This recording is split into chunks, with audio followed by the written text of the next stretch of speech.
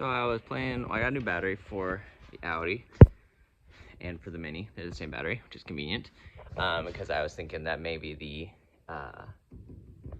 Audi Mini no start was from low voltage. I was like, well, it couldn't hurt. And then I also want to double check that the Mini or the Audi still started.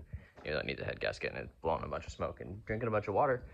But the Audi did start finally. Took a lot of cranking, and the Mini still is not starting. And then I was like looking at that.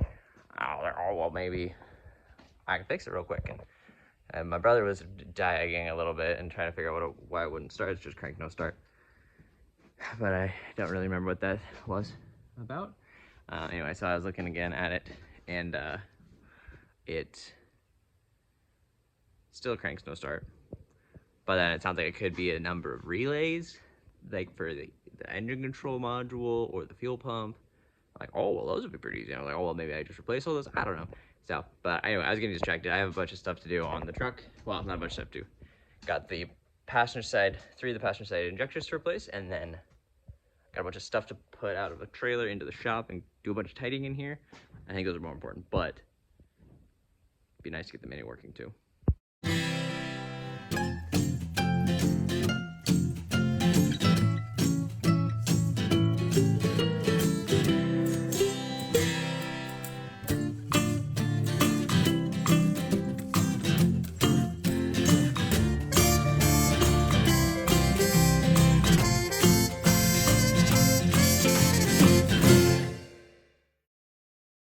Been here before, but we're gonna take the passenger side thingies off and get the valve cover off, and then pull those injectors again and gonna replace them with new ones. Well, remanufacture ones. And it's gonna work so good this time. I may be doing this over and over again, but I'm getting faster at it, I think, because I got everything off and the valve cover off in like a half hour. So I think that took me longer last time, so you know, little wins, I guess. All right, I got the backmost injector in with the new fresh one. This is another new fresh reman one. It's all shiny, so that black tip part is supposed to be shiny, and it is not. None of these 3. So because that copper washer failed, and that let the combustion get up towards the white washer. So hopefully replacing these with fancy new ones, well, reman ones will be better. Got it all back together, and we're gonna see if it will start. We've already done a couple 3, 2 cranky times.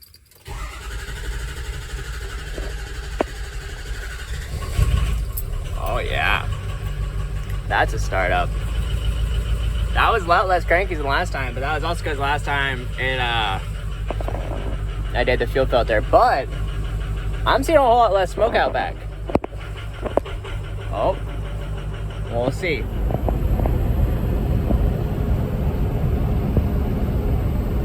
I don't know if you can see it, but we're dumping a lot of blue smoke, which I'm hoping is just oil and extra fuel and stuff I got in there doing everything, just burning itself out. It's running okay. It seems like it's running a little rough, but it seems like it's doing more or less okay. Trying to take it to work, see if this is a bad idea or not, but I'm hoping that smoke will clear up with some driving. It's my first actual test drive, and the smoke is kind of already cleared up. So it seems a little hesitating. I don't know. We'll see. This might be a bad idea. Alright, after 3 days of driving to work, the powerstroke is still alive. It seems like it's getting a little less hiccupy each day. When it's cold, it's a little coffee, but this morning it seems to be pretty good. So I'm feeling a little hopeful. I'm not gonna hold my breath because it was like the 3rd or 4th day after an hour drive and then another half-hour drive that it died. So here's hoping. After 3 days of driving to work, on my way back, heading home, this appeared to have developed a new, I don't know, hard to say. It seemed the same symptoms of the high pressure oil leak, where it was stumbly, but if I kept it revved high, it worked okay. Which is how we got home the very first time that this died. So I'm gonna pull the air filter off, do the air test again, see if I can hear anything. I didn't do another thing another O-ring that's down in the high pressure oil pump itself. There's a fitting that apparently goes bad. Slash, if it's the original one, then it was bad design, is a snap to connect fitting that I got an upgrade hopefully for. So I didn't do that because it was under the turbo, so it's in the middle. So I don't have to do what I did already to get to that. I gotta take the turbo out though, and take the high pressure oil pump out. So I'll probably do that.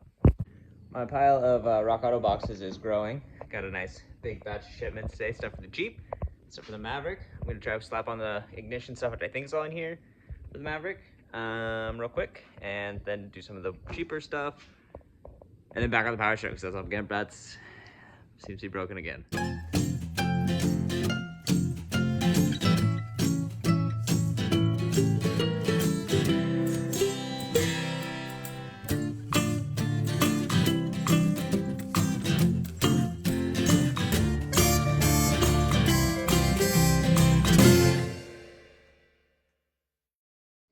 Alright, got it all packed. Got headlight wiring harness upgrade, headlight switch replacement for the Jeep, tail lights, and the carrier bearing for the front axle, diff, because either that or the cover is leaking quite a bit on the Jeep, so I think I'm going to try the cover first because it'll be easier, and then I'll go back and do that if I need to.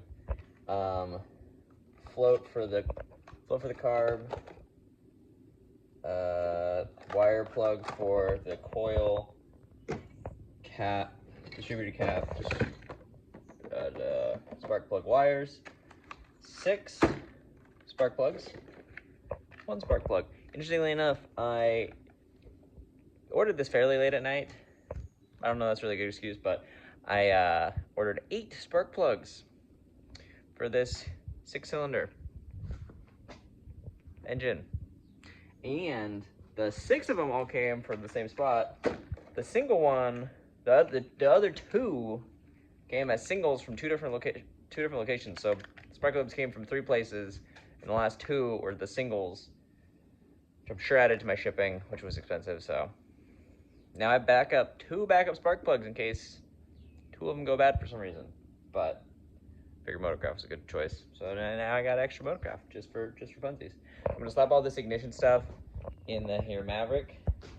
It's basically all here, all that stuff right there.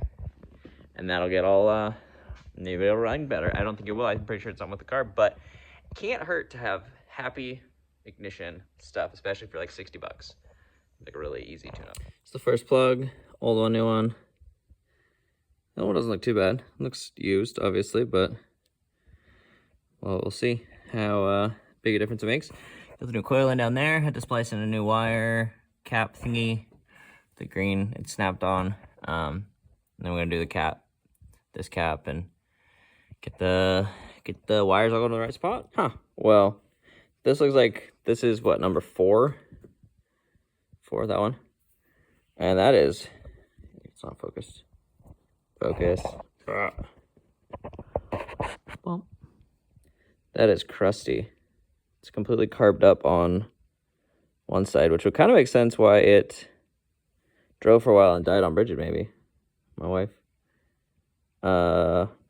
So, I don't know if that's the fault of the spark plug or if the fault of the carb or something, but having that be cleaned up certainly will help. The tip of the other rotor is kind of corroded and rusty too, so also will help. All right, new cap, rotor, coil, wires, plugs. So bright, so shiny. These are the old ones in order, the same order. This one's really gunky. These ones are a little black.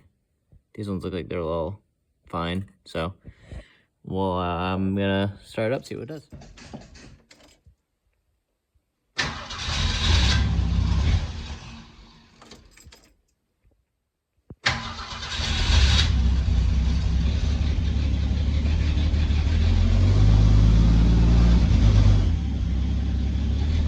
Still starts. I didn't make it worse. So that's something.